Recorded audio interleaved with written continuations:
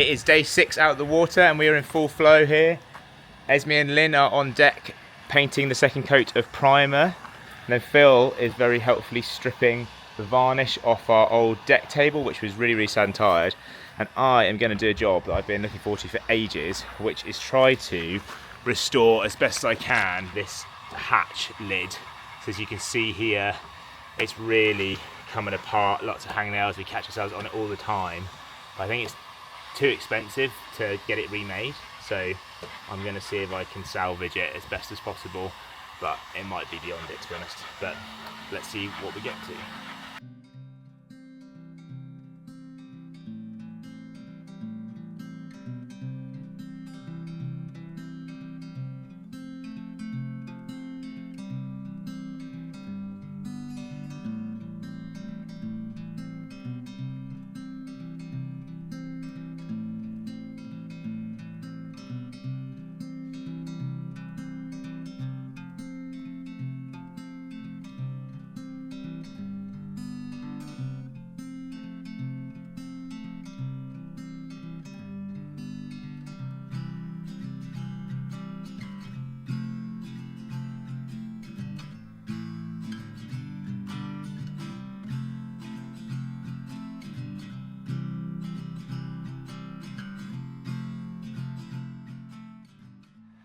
So there's definitely a certain amount of turd polishing going on here, but there's some glue and it's a bit more together. What I'm quite worried about is this is rot, that's just rotten. So that whole bit could, oh yeah, look, there it is, great. Oh, so I probably need to cut that out and fill it as best I can. Let's get that glued on first.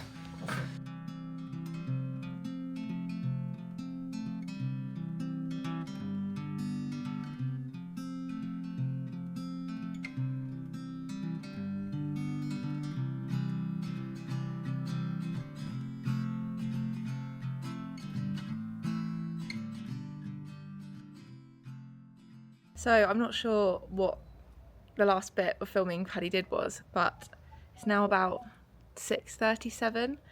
He's gone off biking. He's training for an Ironman, and I've just finished. Well, I finished about an hour ago. The second layer of primer. I'm very tired, and I've just had a shower, and I've tried to get as much of the paint off as possible, but it's not really all coming off. But I'm also aware that I'm going to get paint on me again tomorrow, so I haven't done the best job in the world. Yeah, it's definitely tiring redoing a deck. It's a big project. I don't think we realised how big it was going to be, but it will be worth it. Good morning on day 7. Just climbing back up to the boat again. It's a bit cooler today, and annoyingly there's some rain forecast later, but the boat's looking finer every day. Esme is just heading off to Screwfix to get some more sandpaper. And some Swarfager. And some Swarfager. I used a kitchen sponge and a washing up cloth to like scrape paint off me last night, and I'm still covered. So I'm going to get the actual stuff that you should use. Right. But the main task for today is to sand the primer back, ready to take the top coat. As I said, annoyingly, it's raining later, so I don't think we're going to be able to get a coat on today. So we're just going to do the best that we can before it starts raining. I'm going to go have another look at that woodwork. Let's see how that glued up companionway hatch is done. So I've taken all the tape and the bindings off, and I'm pretty pleased. This is where it was all really split apart. This bit was separate, and these bits were all crumbling away. And the glue and binding has got it all relatively solid again, so there's lots of bits that will need filling. But the other challenge is on this side. This whole edge here has like rotted out, so, and I can still feel there's some slight really soft rotten wood. Oh yeah, look, it just comes off. So I've got like a Dremel tool, so I think I'm going to try and like get that in behind as much of this as possible. and yeah, get all this rot out, and then I will try and fill it with something. I've got loads of epoxy and I've got some fiberglass. I might see if I can get a block of ply in there to like make it nice and solid. So yeah, it's not going to be pretty, but it will just make something that's a bit firmer, and then hopefully I can kind of sand it back and try and get some of the colour back, and it should start to look less shabby.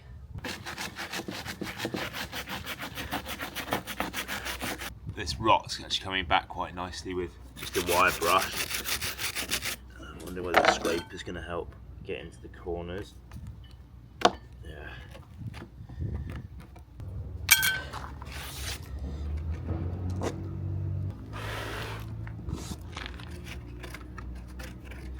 It's just got back from Screwfix.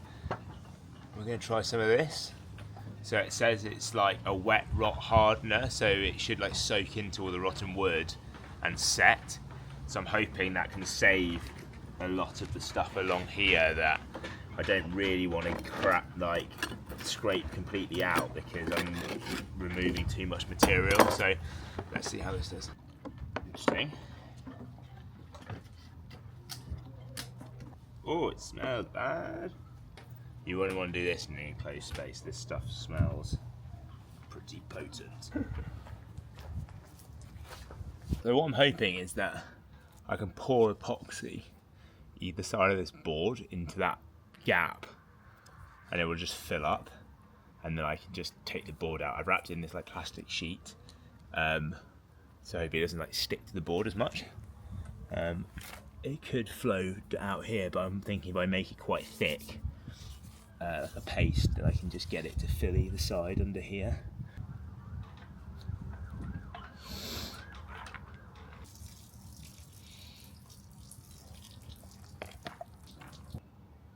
I'm actually pretty pleased that that's worked.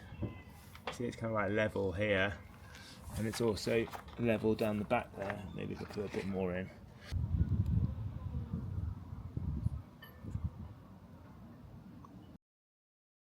Good morning. It is pretty early, it's about 6:30. Saturday morning. We've been out of the water for over a week now. We've only got a couple more days, which has gone crazy fast. It was raining yesterday, so we didn't manage to get the first layer of top coat on. But you know what, actually, it was quite nice to stop at 7 o'clock or so and just chill for a bit. But we got up early today and try and get through as much as possible. Before I go back up on the boat, I'm going to have a look down here. I've got the prop, and I'm thinking about taking the shaft out to look at the stern gland, also potentially change the cutlass bearing, and check the alignment on the back of the engine, because I changed the engine mounts this winter because one of them had like completely collapsed, and that can like shift the engine alignment, so it's making sure the back of the engine is in line perfectly with the propeller shaft so it doesn't wear unevenly or make bad like rumbling noises or anything like that. Yeah, much easier to do out of the water. So I'm going to have a bit of a look at that either today and tomorrow, and hopefully I can get the bits I need. I've left it a little bit late, but the painting has taken so much longer than we were expecting. So yeah, that's one of my tasks for today. So on the prop here, the cutlass bearing is the like rubber bearing that sits in the I can't remember what this bit's called, but it sits in here, and it basically holds the propeller straight, and it wears because it's rubber, and behind that is a gland that stops the water from going into the boat. I think how you check that whether it's worn or not is whether there's any movement, and there's a tiny bit in here. You see there's a little bit more of a gap there than there is under there.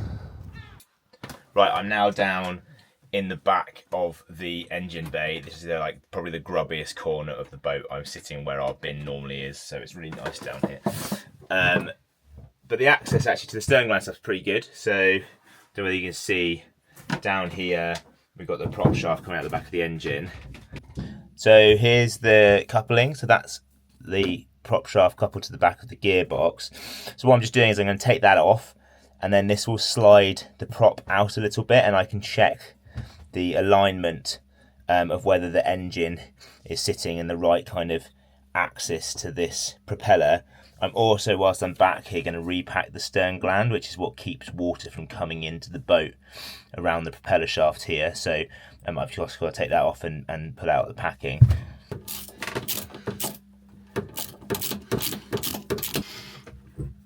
Oh, that's really easy. So you can actually see here that now I've decoupled them, they actually want to sit not perfectly aligned. I think you can see a little bit up on the top there that they're not dead straight. So that's good. I mean, it's good that I've checked, because that means that the engine isn't in exactly the right spot. For anyone who hasn't seen one of these before, this is the puller. So basically, look, it's got like a hook, or two hooks. There's one on the other down here, which you can't see as well, which hook behind what you're trying to pull off. And then this thread, you crank that on, and it basically will drive the prop shaft out of the middle of that flange. And rather than hammering it, I put some heat on it. I hit it with a hammer, couldn't get it off, so this should just drive it out. A few moments later. So I thought this was going quite smoothly, and it's been a real pain. So I'm now feeting the engine. I've had to cut away bits of metal. This was a plate that was there and it was blocking the access of the puller. So I've gone and bought cutting discs and cut that out. I now have a really good angle with the puller. I'm having to use my foot to wedge it down to get the purchase that I need. Come on. Come on. So close.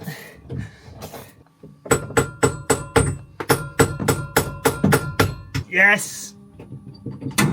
Victory. That was rusted on good and proper. Now I should be able to take the prop out like taking the sword from the stone. Is it going to fit? Does it come out before it hits the rudder? So now I've just got to get that out somehow.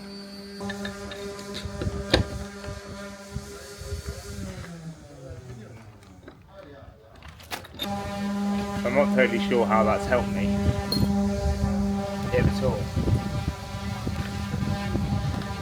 This is how I work. Bloody little bit of brass that.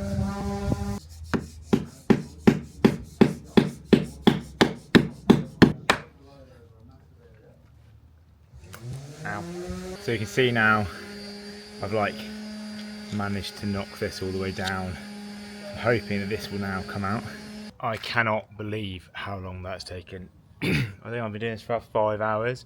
I resorted to a cold chisel and I went to buy a reciprocating saw because it was so fused in there. I had to literally slice it into pieces and chisel it out. Look, this is what's left of the original. It used to look like that. You can see how corroded that was. So it's literally fused itself to the inside of the stern tube. I've had to completely annihilate it to get it out.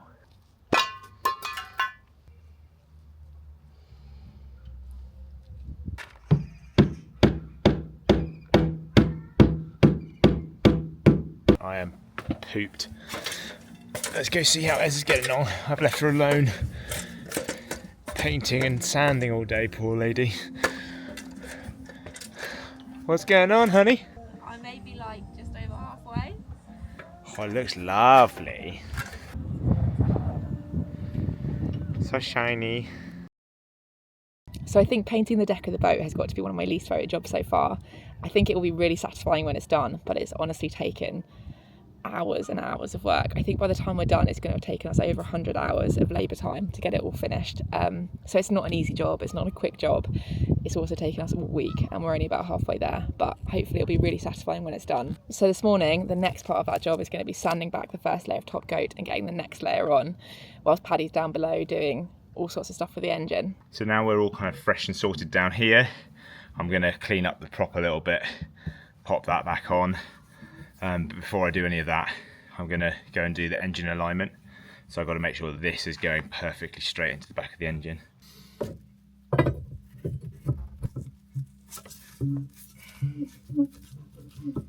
Don't do anything, I'm going to put my finger in it. So it needs to come in like another couple of centimetres.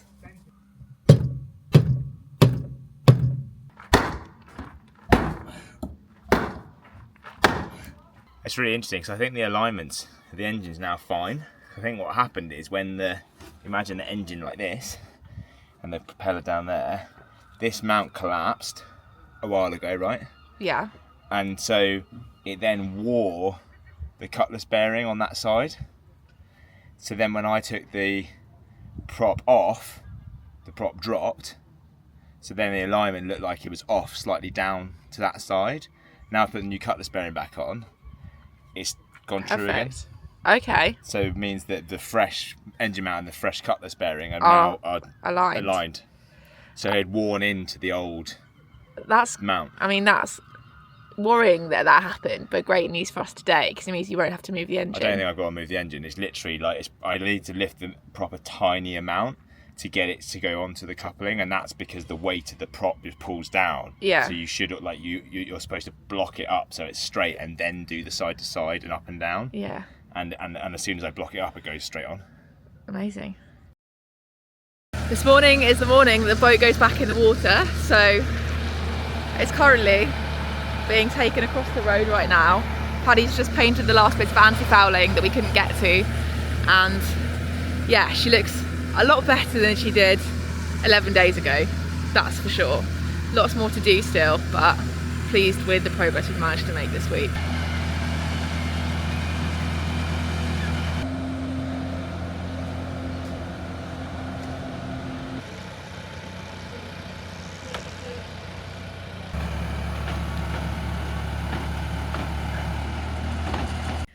So although we're back in the water, we've still got quite a lot to do on the deck. We've got one more layer of top coat to do around the edges, and then 2 layers of grip to do pretty much everywhere else. So Paddy's going along and doing the last top coat around the edges now, and I've got my plastic bag because the instructions say to remove all the tape once you've applied the final layer of paint whilst it's wet, which I think gets the best edge. So it's exciting because we're finally taking all the tape off the boat that we've been painting around and over for the last 8 days.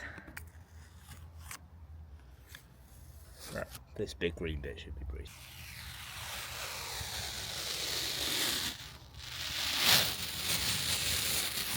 So I think the last thing I filmed was a pretty bad time lapse of Paddy at the front of the boat painting, and that was how many hours ago? 6 hours ago. It's taken us about that long to detail every edge of the boat and get it ready for the final 2 layers of grip to go on. Took off all of the masking tape as yeah, well? we took off all the masking tape. So much time. And we ended up with head torches on, and I think I've been bitten by about 15 mosquitoes. So all in a day's work. Absolutely knackered. Yeah, it's 10 to 11 now. I've also done a day's work. Yeah, Paddy was working today as well. Yeah, so 10 to 11 now. I think we're going to go to bed, do another layer of paint tomorrow. Even though we were exhausted, it felt amazing to have our home back together and looking so much smarter. There was still a lot left to do before we could set off on our big adventure. We had 2 more layers of paint to finish the deck, which we squeezed into our lunch breaks, evenings and weekends. Then the time quickly came to put the mast back on and tune up our new rigging. Now Selkie was finally ready to go. Join us next time as we set off from Portishead and leave the UK for Spain. After 2 years of hard work, it's time to take on the Bay of Biscay and make our dreams a reality.